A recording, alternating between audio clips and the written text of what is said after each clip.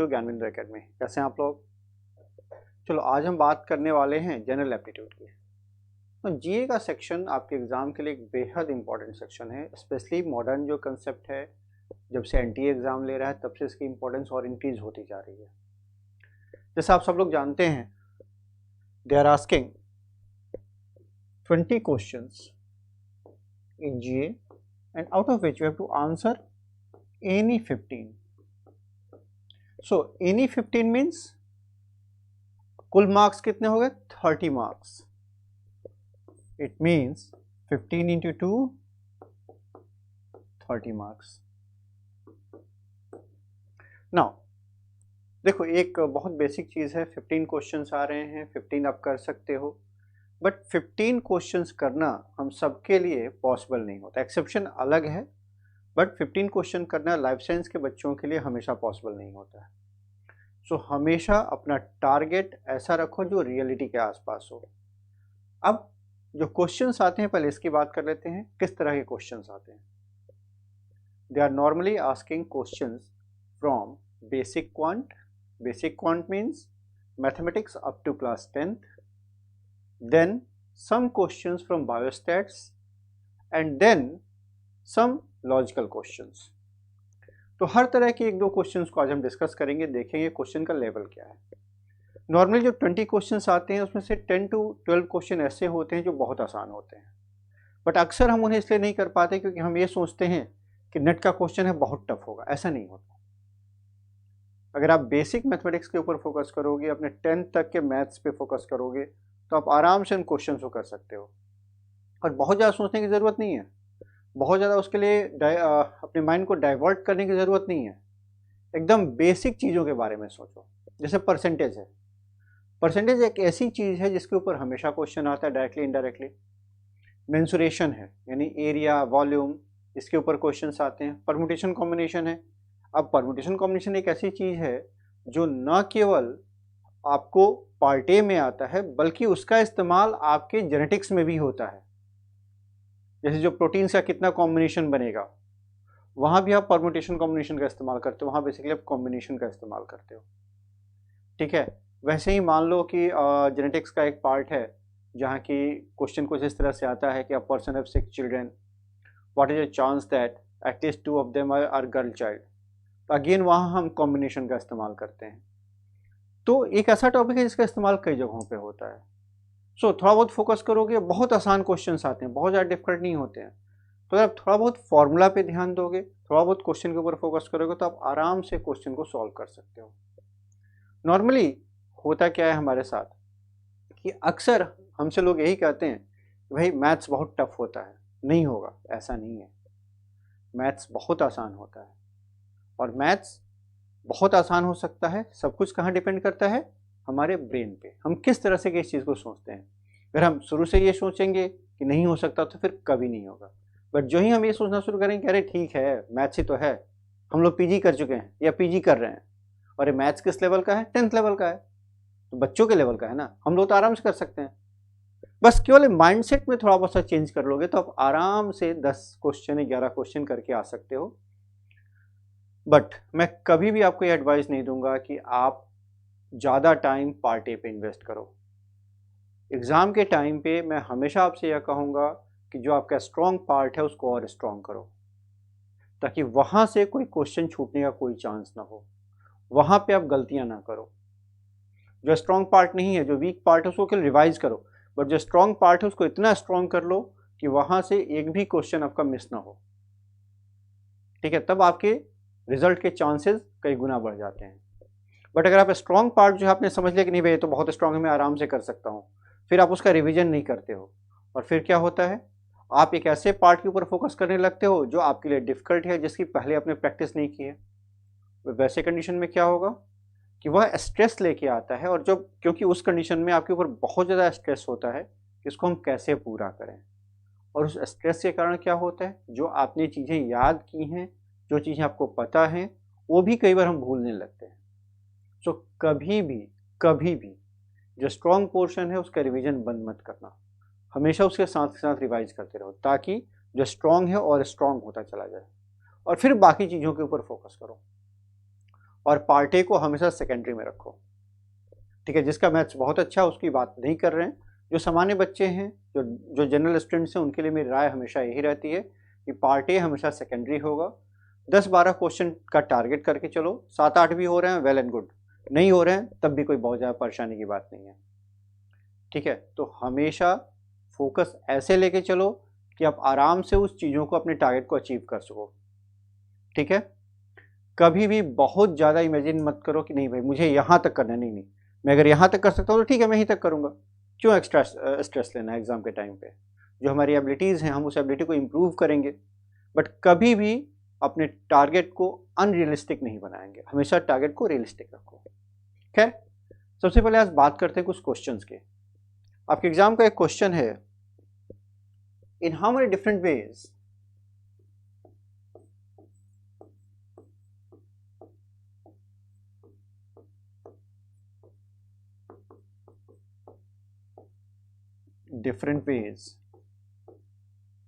the alphabets of the word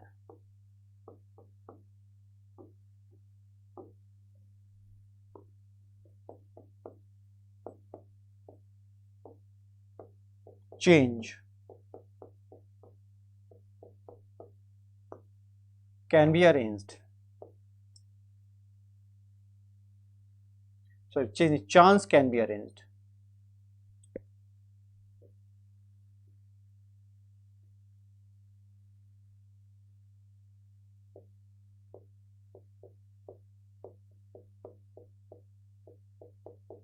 Chance can be arranged.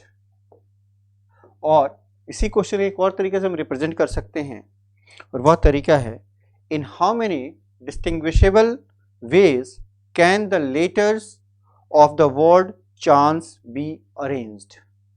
ध्यान रखिए, chance है, change नहीं है। ठीक है, अब देखो इस तरह के क्वेश्चन को करने का बहुत आसान तरीका होता है। एक सिंपल सा फॉर्मूला होता है जो परम्यूटेशन का, देखो अरेंजमेंट की बात आ रही है तो ध्यान रखिए जब भी क्वेश्चन में अरेंजमेंट आ जाए इसका मतलब कि वह किसका क्वेश्चन है, परम्यूटेशन का। अरेंजमेंट का मतलब क्या होता है, जहां हम पोजीशन को डिफाइन कर सकते हो, 1 2 3 4 5 6, जितने भी इंडिविजुअल हैं सबके पोजीशन को अगर हम पोजिशनल नंबर दे सकते हैं तो इसका मतलब यह है कि हम किसकी बात कर रहे हैं, परम्यूटेशन की। जैसे किसी का नाम लिखा है, तो अगर कोई नाम लिखा है तो वहाँ अल्फ़ाबेट्स है, और अल्फ़ाबेट्स एक सर्टेन ऑर्डर में अरेंज हैं। जैसे मान लो लिखा है कृष्णा, सपोज, तो कृष्णा में इस नाम में हर एक अल्फ़ाबेट की पोजीशन है, एक सर्टेन पोजीशन है, उसको हम पोजिशनल नंबर दे सकते हैं। कह सकते हैं कि first place, second place, third place, fourth place, fifth, sixth, seventh, कह सकते हैं ना। यानी हर एक अल्फ़ाबेट की पोजीशन क्या है हमारे पास, डिफाइंड है। तो जब भी इस तरह की कंडीशन हो, एक और एग्जांपल लेते हैं, मान लो एक नंबर है 2679। अगेन इस नंबर में आप देखोगे जितने भी डिजिट्स हैं एक सर्टेन वे में अरेंज, एक सर्टेन वे में, यानी हर एक डिजिट का एक पोजीशन हम डिफाइन कर सकते हैं, 1 2 3 4, राइट। ऐसे ही एक क्लास इमेजिन करो, स्कूल की क्लास हो, कॉलेज की क्लास हो, या कोचिंग की क्लास हो, घर पे नहीं, आप क्लास में बैठे हो, तो क्या होता है, बहुत से रोज होते हैं और हर रोज में बहुत से बेंचेस होते हैं, उन बेंचेस पे स्टूडेंट्स बैठे होते हैं। तो वहाँ भी जो स्टूडेंट्स बैठे हैं एक सर्टेन ऑर्डर्ड वे में बैठे हैं, हर स्टूडेंट को हम एक पोजिशनल नंबर दे सकते हैं। तो यह सब किसका पार्ट हो गया, परम्यूटेशन का। क्रिकेट की बात करते हैं, क्रिकेट में क्या होता है, टीम्स बैटिंग करती हैं, तो जो टीम बैटिंग करती है उसके हर एक बैट्समैन का एक सर्टेन पोजिशनल नंबर होता है। जो ओपनिंग कर रहे हैं वो 1 और 2 होते हैं। जो जैसे भारत की बात करें तो भारत में राहुल द्रविड़ हैं, या राहुल द्रविड़ तो खैर अब कोच बन गए, करंट टीम की बात कर लेते हैं तो रोहित शर्मा है, केएल राहुल हैं, ओपनिंग करते हैं। ठीक है, 1 डाउन विराट कोहली आते हैं, 2 डाउन कोई दूसरा प्लेयर आता है। इस तरह से हर एक प्लेयर की पोजीशन फिक्स होती है। तो हर एक प्लेयर की पोजीशन फिक्स, यानी हर एक प्लेयर को हम एक पोजिशनल नंबर दे सकते हैं। तो यह किसका एग्जाम्पल हो गया, परम्यूटेशन का। ठीक है, सो यहाँ भी हमारे सामने एक वर्ड है, और वर्ड जब भी आता है तो वह किसका एग्जाम्पल होता है, परम्यूटेशन का। इसका एक सर्टेन रूल है, एक सर्टेन फॉर्मूला है, उसका हम इस्तेमाल कर सकते हैं। तो फॉर्मूला क्या है इसकी बात करते हैं। फॉर्मूला ये कहता है the total number of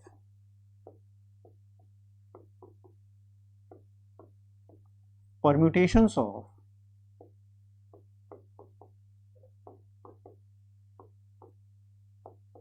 n objects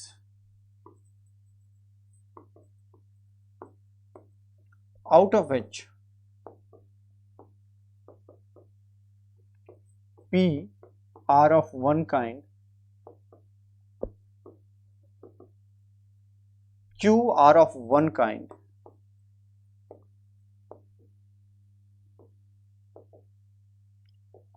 r are of one kind, and rest are different, is n factorial divided by p factorial, q factorial, r factorial. n factorial divided by p factorial, q factorial, r factorial. तो जब भी हमारे पास चीज़ें repeat हो रही होती हैं तो हम किसका इस्तेमाल करते हैं? इस फॉर्मूला का इस्तेमाल करते हैं। अब इसी क्वेश्चन में देखो हमारे पास जो क्वेश्चन है वह क्वेश्चन क्या है? चांस। चांस है ना। अब चांस को अगर आप ध्यान से देखो तो चांस में देखो कुल कितने अल्फाबेट हैं?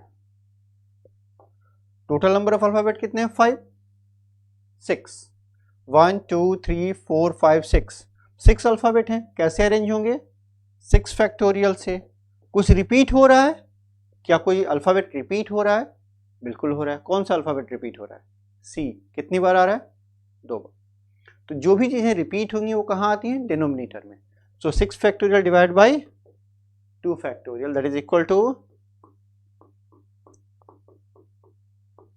6 into 5 into 4 into 3 into 2 into 1 divided by 2 into 1. So answer क्या होगा हमारे पास? 360। देखो कितना आसान क्वेश्चन था। देख रहे हो कितना आसान क्वेश्चन था? बहुत ही आसान क्वेश्चन है। तो आपके एग्जाम में कई बार इतने ही आसान क्वेश्चन आते हैं।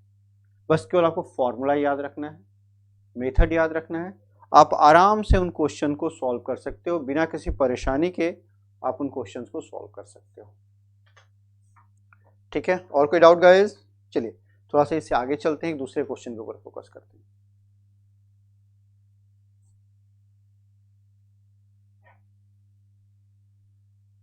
चलो एक दूसरे क्वेश्चन के ऊपर फोकस करते हैं। अब आपके एग्जाम में एक तो टॉपिक हो गया परम्यूटेशन कॉम्बिनेशन, फिर आगे अगले क्लासेस में हम इसके ऊपर एक एक दो क्वेश्चन और करेंगे। अगला जो इम्पोर्टेंट टॉपिक है हम लोगों के लिए वह है परसेंटेज। परसेंटेज पे भी अक्सर एक क्वेश्चन होता है।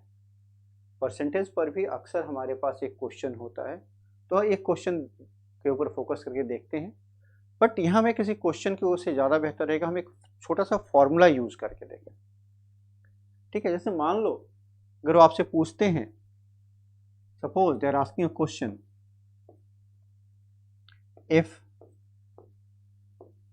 one side of a rectangle is increased by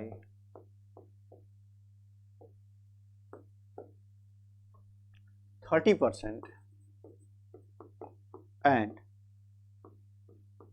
other side is decreased by 20%, find the percentage change in area.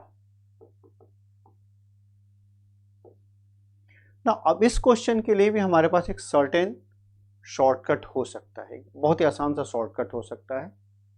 ठीक है, नॉर्मली आप क्या करोगे? आप मान लोगे कि एक साइड का लेंथ x है, फिर वह कितना इंक्रीज हुआ? 30%। सो तो कितना हो जाएगा बताओ? आप क्या करोगे? x प्लस 30% ऑफ x नया लेंथ होगा। इस तरह से आप करोगे, बहुत लेंथी हो जाता है। तो इस तरह के क्वेश्चन को करने के लिए एक बहुत छोटा सा फॉर्मूला है, हम उसका इस्तेमाल कर सकते हैं। ध्यान से देखना, if one dimension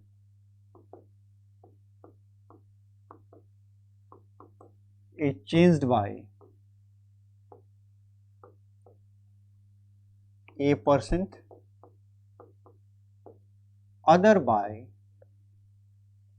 B%, then the combined change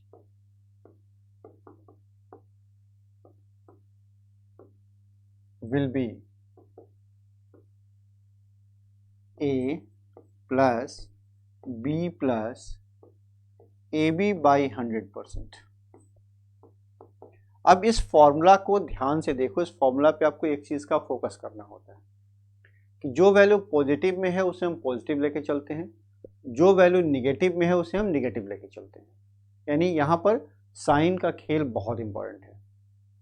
चलो इसी क्वेश्चन, यानी एक साइड अगर A% से चेंज हो रहा है, दूसरा B% से चेंज हो रहा है, तो एरिया में कितना चेंज होगा? A plus B plus AB by 100%। आइए अब इस फॉर्मूला को अप्लाई करके देखते हैं क्या होता है हमारे पास। हम फॉर्मूला क्या है? A plus B plus AB by 100%। यहाँ A कितना है? 30%, B कितना है? -20%। ध्यान रखिए 20% डिक्रीज हो रहा है, तो जब डिक्रीज होगा तो उसका साइन हम क्या लेंगे? माइनस। जब भी कोई चीज डिक्रीज होगी तो उसका साइन हम क्या लेंगे? माइनस। यहाँ क्या हो जाएगा? 30 माइनस 20। फिर अब यहां क्या है? एक प्लस में है, इंक्रीज हो रहा है, दूसरा माइनस में है, plus into minus is minus. 30 into 20 by 100%, that is equal to 10 minus 6, so 4%। Guys देखो कितना आसान होता है करना। इस तरह के क्वेश्चंस को सॉल्व करना बहुत ही आसान होता है, one of the easiest things to do. ठीक है, चलिए इससे थोड़ा सा और आगे चलते हैं, हम लोग थोड़ा सा और आगे चलते हैं, एक और टॉपिक पिक करते हैं। देखो जिन जिन एग्जाम टॉपिक से क्वेश्चन आता है हम लोग उनको आज पिक करने की कोशिश करेंगे। ठीक है, एक बहुत ही आसान क्वेश्चन है, ध्यान से देखना। मुझे लगता है कि ये चीज़ क्लियर है कि हमें इस फॉर्मूला का इस्तेमाल कहाँ करना है। देखो बेसिकली क्वांट के साथ क्या है कि आपके एग्जाम में बहुत डिफिकल्ट न्यूमेरिकल नहीं पूछे जाते हैं। ठीक है, आसान से न्यूमेरिकल पूछे जाते हैं, और कई बार तो न्यूमेरिकल होते ही नहीं है। कई बार तो पूरा क्वेश्चन जो होता है वह काफ़ी हद तक थ्योरेटिकल हो जाता है। वह केवल आपको यह चेक करते हैं कि मैथमेटिकल जो कंसेप्ट हैं, बेसिक कंसेप्ट आपको पता है या नहीं है, और उन कंसेप्ट को आप अप्लाई कर सकते हो या नहीं कर सकते हो। तो अब केवल इतना ध्यान रखना है कि आपको कंसेप्ट्स पता है यह उन्हें पता लग जाए, और साथ ही साथ आप उन कंसेप्ट्स का यूज कर सकते हैं यह उन्हें पता लग जाए। ठीक है, अब एक और बहुत मजेदार क्वेश्चन इसको करके देखते हैं। ठीक है, बट इस क्वेश्चन की खासियत ये है कि यहाँ पर आपके पास न्यूमेरिकल वैल्यूज गिवन है, सो न्यूमेरिकली हम उसे सॉल्व करेंगे। सो अगला क्वेश्चन जो हम पिक कर रहे हैं वह पिक कर रहे हैं मेंसुरेशन टॉपिक से। कौन से टॉपिक से? मेंसुरेशन टॉपिक से, जहाँ एरिया और वॉल्यूम की बात आती है। एक बहुत ही आसान क्वेश्चन है। ठीक है, ध्यान से देखना। A solid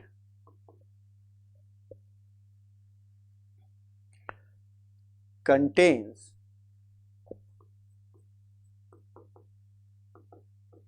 a spherical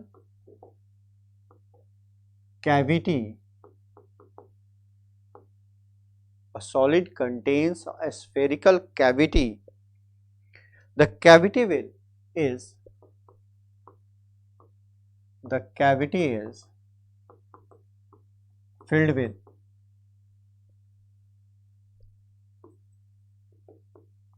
a liquid. The cavity is filled with a liquid, and inside there is a spherical bubble.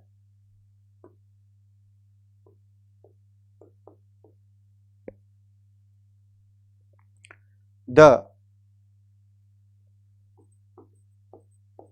radii of cavity and bubble are 2 and 1 units respectively,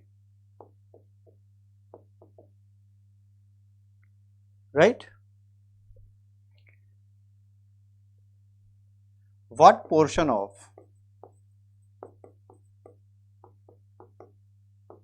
cavity is filled with liquid? Our options are 1/8, 3/8, 5/8, 7/8. These are the options. Now, just take a look at the question. It is a very simple question from the mensuration. Mensuration के topic से एक बहुत ही आसान question है. बस आपको केवल basic concept याद होने चाहिए. तो मेंसुरेशन में बेसिक चीज क्या होती है? Formula for area and volume. ठीक है. तो अब यहां देखो, यहां किसकी बात हो रही है? Spherical cavity. किसकी बात कर रहे हैं हम लोग? Spherical cavity. और यहां भी जो बबल है वो भी कैसा है? स्फेरिकल है. यानी ये सारा क्वेश्चन जो है वो किसके ऊपर बेस्ड है? स्फेयर के ऊपर. ठीक है. अब अगर आपको याद हो, अगर आप जिस चीज के ऊपर फोकस करो कि सारा क्वेश्चन किसके ऊपर बेस्ड है? स्फेयर के ऊपर, तो वैसे कंडीशन में हमारे पास अगर हम याद करें तो स्फेयर का वॉल्यूम क्या होता है?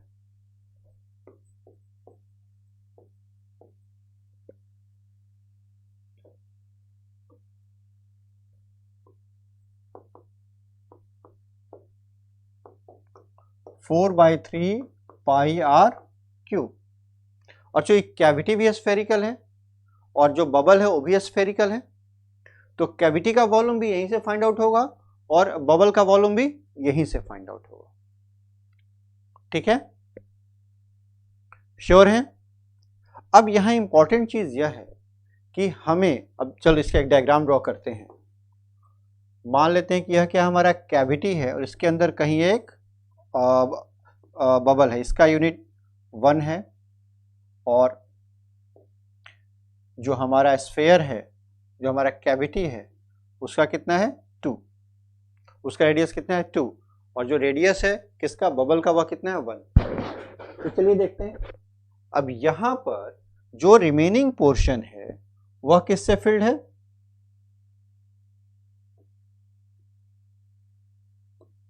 यह किससे फिल्ड है? Liquid.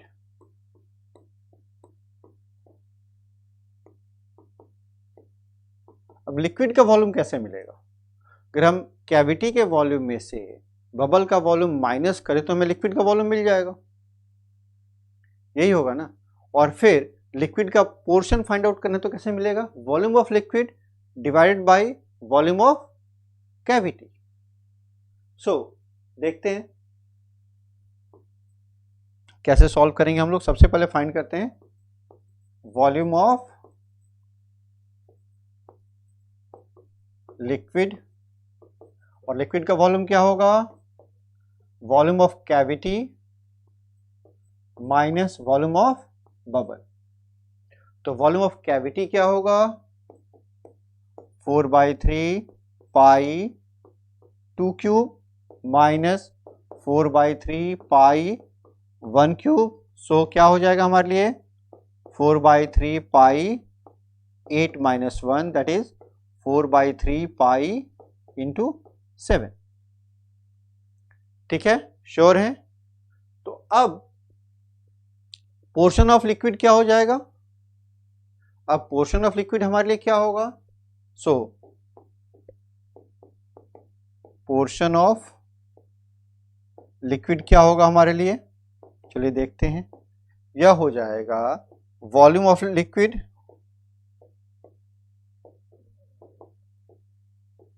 Divided by volume of cavity, तो volume of liquid divide by volume of cavity that is equal to 4/3 pi into 7 divided by 4/3 pi into 8। तो क्या हुआ आंसर हमारा 7/8।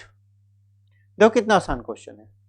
तो नॉर्मली आपके एग्जाम में जो क्वेश्चंस आते हैं वह इतने ही आसान होते हैं और आप उनको इतनी ही आसानी से सॉल्व कर सकते हो। बस केवल आपको बेसिक चीज़ों के ऊपर फोकस करना है, आपको बहुत ज़्यादा परेशान होने की आवश्यकता नहीं है। एकदम बेसिक लेवल पर फोकस करो, आप आराम से कर पाओगे। यह मान के चलो कि जो क्वेश्चन पूछा जा रहा है वह 10th क्लास के लेवल का है, तो हमें उसी तरह से छोटे बच्चे की तरह सोचना होगा, हम आराम से क्वेश्चन को सॉल्व कर लेंगे। कभी यह मत सोचो कि नेट का क्वेश्चन है तो बहुत टफ होगा, नहीं, ऐसा नहीं होता है। नेट में पूछा जा रहा है, बट किस क्लास से पूछा जा रहा है? 10th क्लास से या उसके नीचे की क्लासेस से। तो ऑब्वियस है भाई, हम पीजी कर चुके हैं तो हमारे लिए क्वेश्चन उतना ही आसान होना चाहिए। हमेशा यह मान के चलो कि भाई ये तो मैं कर चुका हूँ ऑलरेडी, देखो आराम से क्वेश्चन होंगे। और आपको बेसिकली अपने फॉर्मूला को याद रखना है, अपने मेथड्स को याद रखना है, आप आराम से क्वेश्चंस को कर पाओगे। ठीक है, श्योर है? एक क्वेश्चन और कर लेते हैं, और वो भी क्वेश्चन हम मेंसुरेशन से ही करेंगे। ठीक है, ध्यान से देखना। There is an there is a right angle triangle.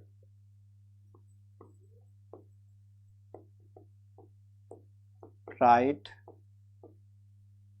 angled triangle as shown in the diagram.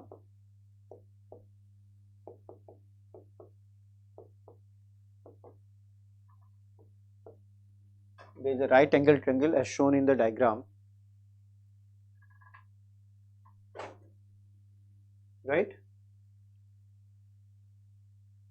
The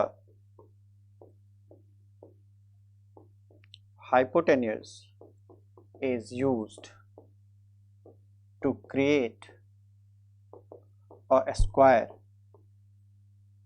and inside a square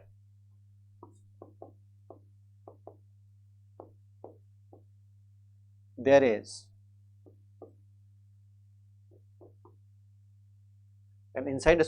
is a circular portion whose diameter as shown in the diagram.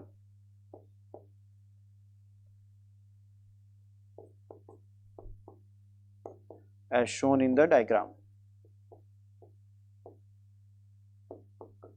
Find the area of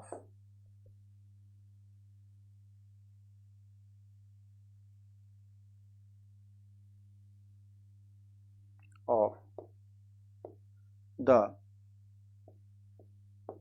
circle. Now the diagram is very simple. The diagram is like this. I'm going to make it on the next page.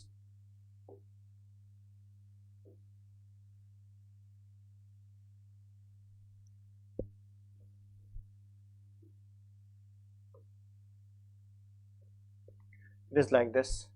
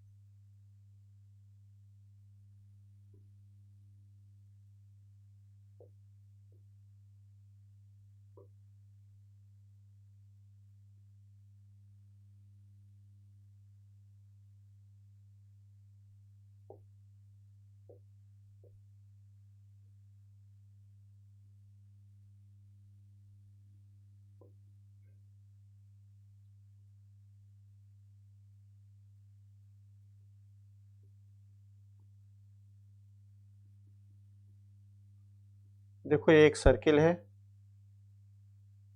इस circle का area आपको find out करना है। मान लो कि एक circle है और सर्किल का एरिया आपको फाइंड आउट करना है। यह दिया हुआ है 3 यूनिट या दिया हुआ है 4 यूनिट, और यह क्या है हमारा राइट एंगल ट्रायंगल है।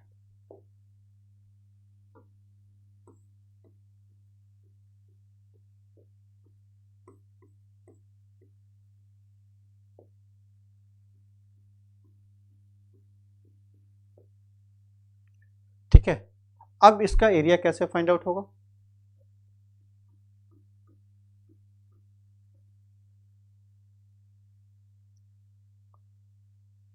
तो आपसे सर्किल का एरिया भी पूछ सकते हैं और साथ ही साथ क्या पूछा गया है कि जो रिमेनिंग पोर्शन है उसका एरिया क्या होगा। तो हम कुछ भी फाइंड आउट कर सकते हैं, पहले सर्किल का एरिया फाइंड करने की कोशिश करते हैं। अब एक चीज ध्यान दो, जो सर्किल का डायमीटर है वह जो हमारा ट्रायंगल है, या उससे अलावा अगर हम बात करें जो स्क्वायर के साइड्स हैं उसके इक्वल है। जो सर्किल का डायमीटर है वह कितना है, ध्यान से देखो, सर्किल का जो डायमीटर है वह स्क्वायर के साइड्स के इक्वल है, राइट। इन जो स्क्वायर का साइड है वही सर्किल का डायमीटर है, तो स्क्वायर के साइड का हाफ क्या हो जाएगा, सर्किल का रेडियस हो जाएगा। स्क्वायर के साइड का हाफ क्या होगा, सर्किल का रेडियस हो जाएगा। श्योर हो? देखो कितना आसान है बस। तो हमें क्या फाइंड करना है, स्क्वायर का साइड क्या है। स्क्वायर का साइड क्या है, ट्रायंगल का हाइपोटेन्यूज है, और किसी भी राइट एंगल ट्रायंगल में हाइपोटेन्यूज क्या होता है। अगर आप इस फॉर्मूला को याद है अगर आपको, तो करना बहुत आसान है।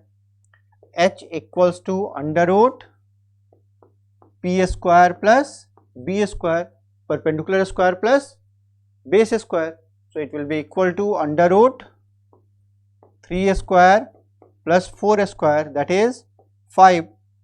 सो यह हमारा 5 हो गया। तो अगर यह वैल्यू हमारी 5 हो गई तो जो डायमीटर है सर्किल का यह भी 5 होगा, ये भी 5 होगा, ये भी 5 होगा। तो जो डायमीटर है सर्किल का वो भी कितना हो जाएगा, 5। तो अगर डायमीटर 5 हो गया तो रेडियस कितना हो जाएगा, 5/2। रेडियस कितना हो जाएगा, 5/2 होगा ना। श्योर है?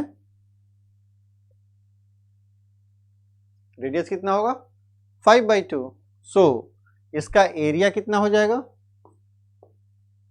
Area of circle is pi r square.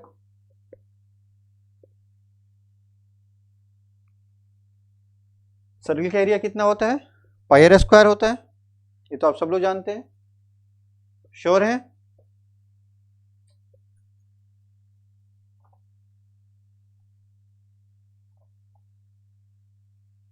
Guys इसमें कोई डाउट तो नहीं है?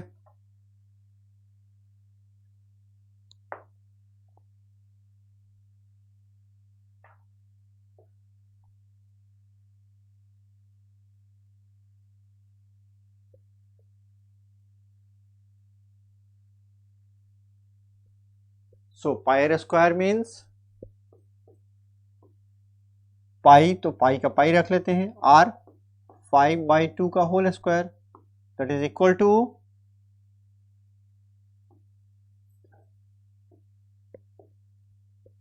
25/4 पाई। हमारा आंसर हो गया।